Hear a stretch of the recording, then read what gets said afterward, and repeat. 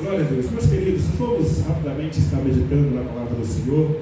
Deus tem colocado no meu coração uma palavra. Já tive a confirmação nessa noite do que Deus quer e tem para cada um de nós. Através dessa palavra, em poucas palavras, nós estaremos meditando. Vamos estar lendo Levítico 6. Glória a Deus. Levítico 6. E o verso de número 13 é um verso já conhecido da igreja. Mas nós vamos fazer uma breve meditação nessa palavra nessa noite, em nome do Senhor Jesus. O contexto vai estar falando sobre a lei do holocausto. Glória a Deus. O verso de número 13 vai estar dizendo assim, vamos estar lendo todos nós juntos numa só voz, 1, 2, 3. O fogo arderá continuamente sobre o altar, não se apagará. Mais uma vez, o fogo arderá continuamente sobre o altar, não se apagará. Amém. Poderia sentar, meus queridos.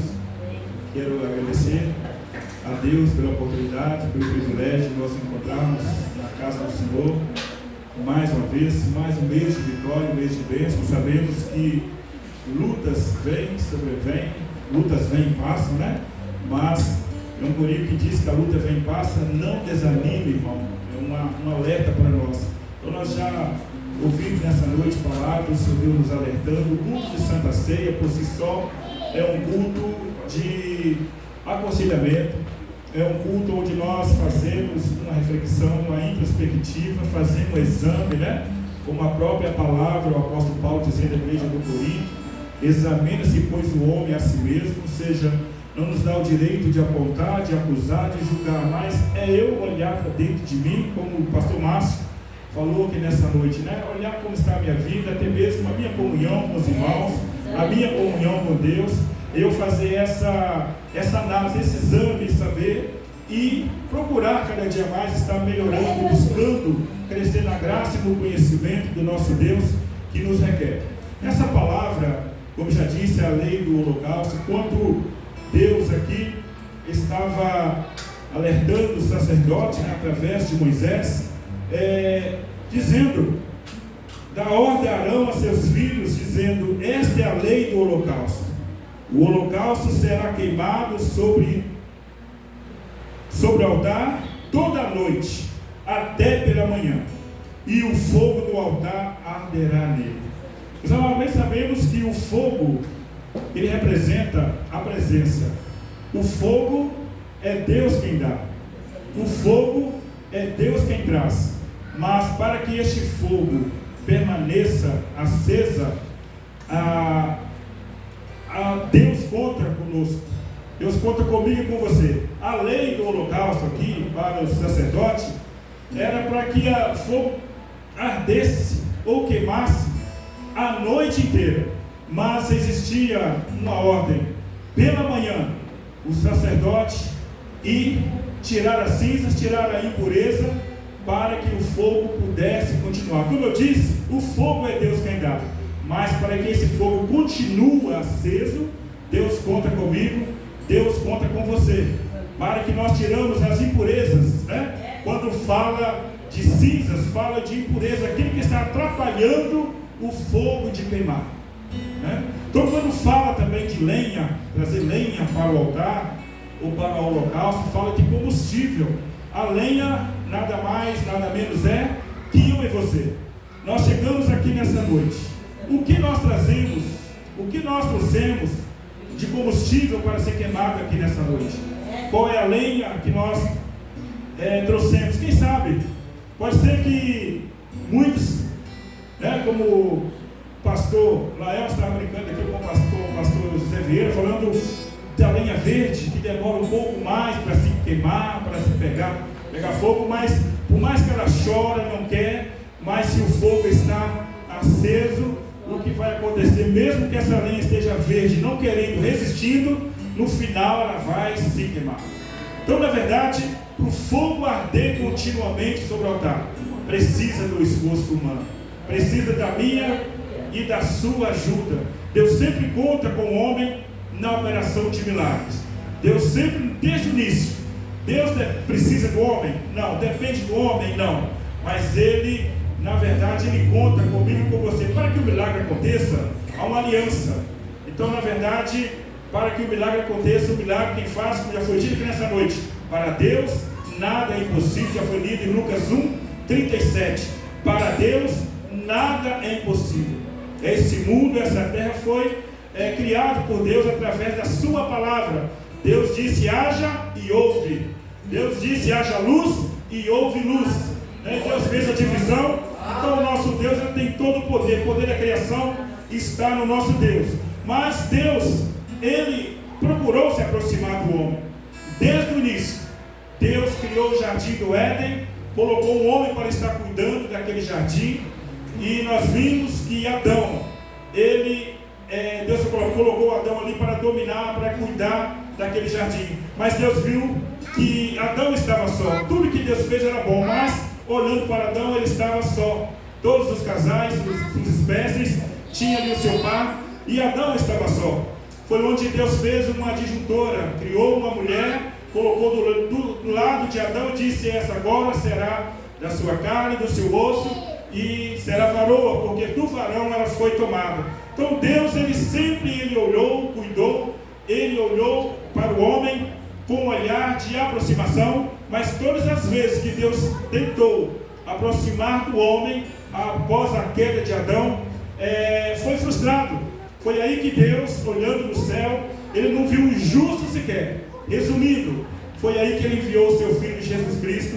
É o que nós estamos nessa noite aqui, como a palavra de Deus diz, em memória, memorizando tudo aquilo que Deus fez por nós. Porque o homem não foi capaz, mas o nosso Deus, através do seu Filho Jesus Cristo, que desenfeitou a sua glória, ele desceu a essa terra, embora sem pecado algum.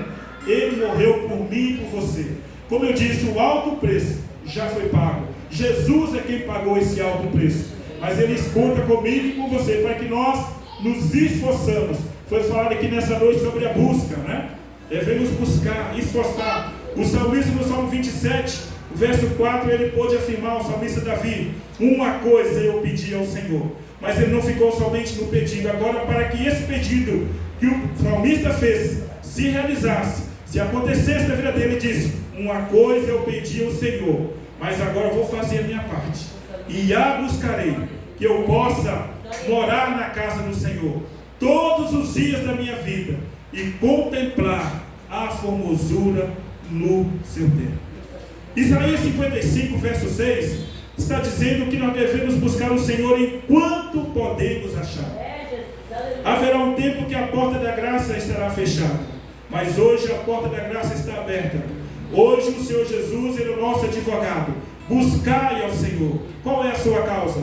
A causa que para você parece impossível, já foi dito que para Deus nada é impossível. Ele, como advogado, não tem causa perdida para Ele. Qual é a causa que você tem colocado nas mãos do Senhor? Nós devemos buscar. Essa busca, ela deve ser constante em nossas vidas.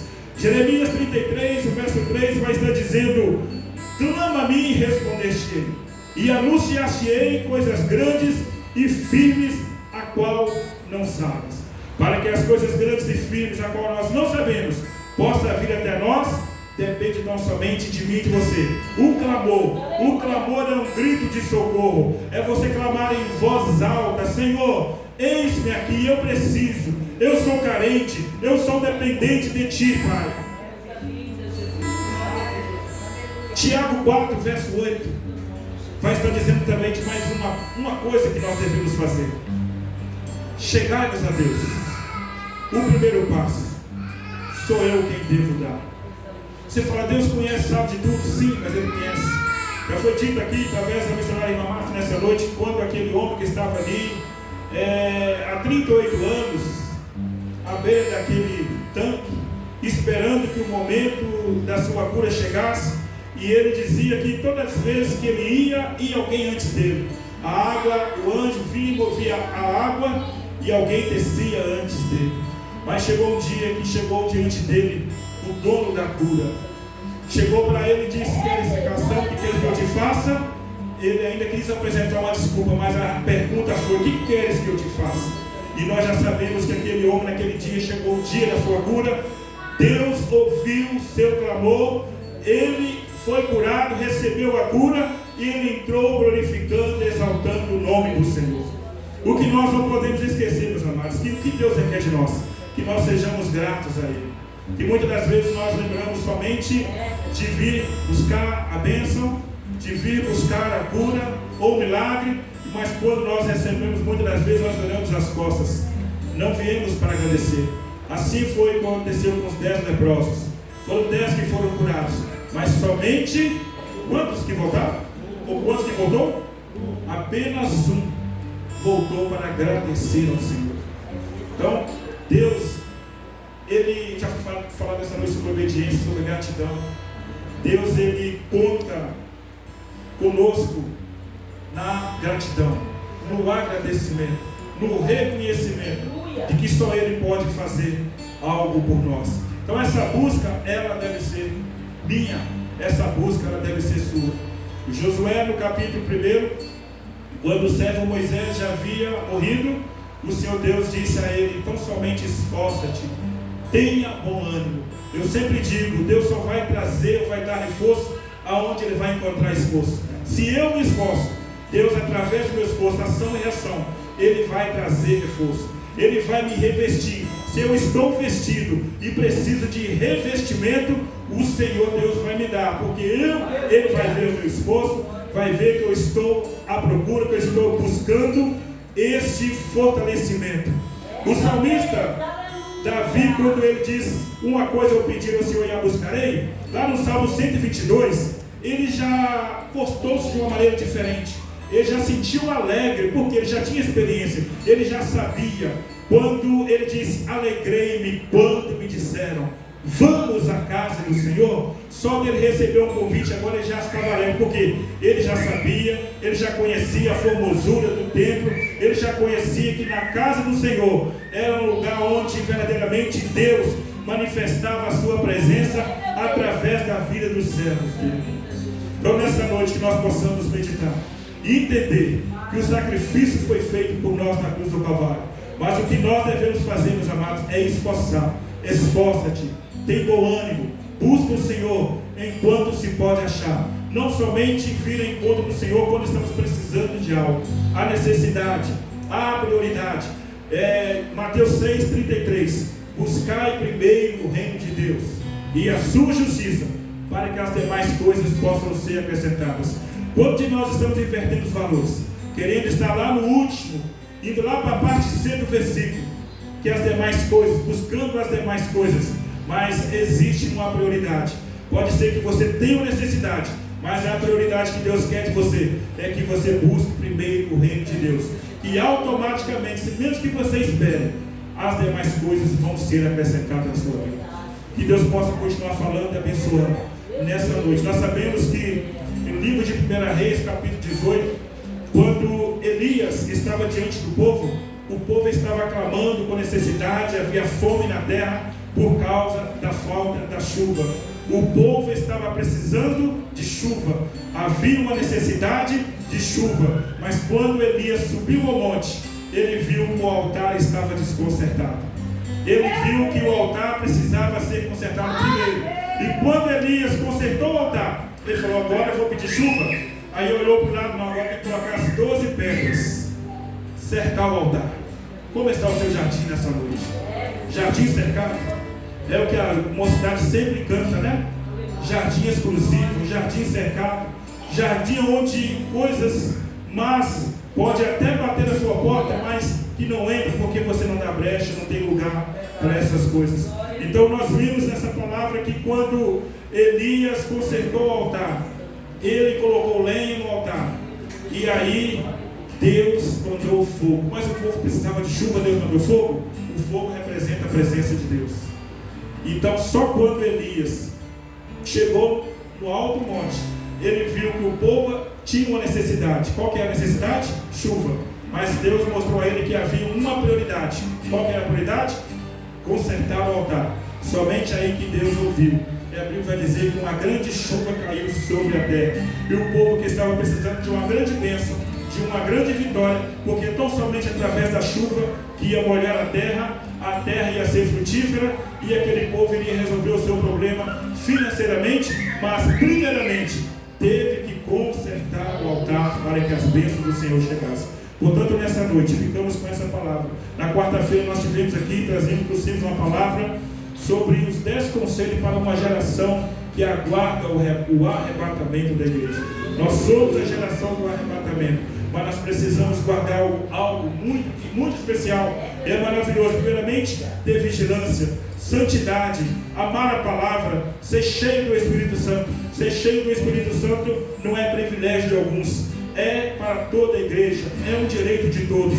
E todos foram cheios do Espírito Santo e começaram a falar em outras línguas, assim como o Espírito Santo lhes concediu que falasse. Lá em Atos 2 está dizendo que a igreja estava reunida e todos foram cheios. Então não é privilégio de alguns. Se todos estavam ligados no mesmo Espírito, o Espírito ele é para todos. O Espírito Santo está disponível para toda a igreja. Perseverança na oração é um conceito que nós deixamos aqui na quarta-feira. O amor fraternal, guardar a fé, obediência, trabalhar para o reino e, por último, pregar a palavra de Deus. Temos que ter estratégias, temos que ter experiência pessoal para nós pregarmos, falar do amor de Jesus. Portanto, que nessa noite nós possamos ficar com essa palavra e entender que o nosso Deus, Ele conta comigo e com você, através do meu esforço, através da minha experiência pessoal que eu tenho. A luz do Senhor vai brilhar em minha vida, diante dos homens, e eles vão ver em nós as boas obras. O nome do Senhor será glorificado. Amém? Nós vamos neste momento estar cantando, louvando a Deus com mais um hino 39 da nossa harpa cristã, Alvo Mais Que a Neve, enquanto os nossos irmãos se preparam para estar cercando a mesa do Senhor, em nome do Senhor Jesus.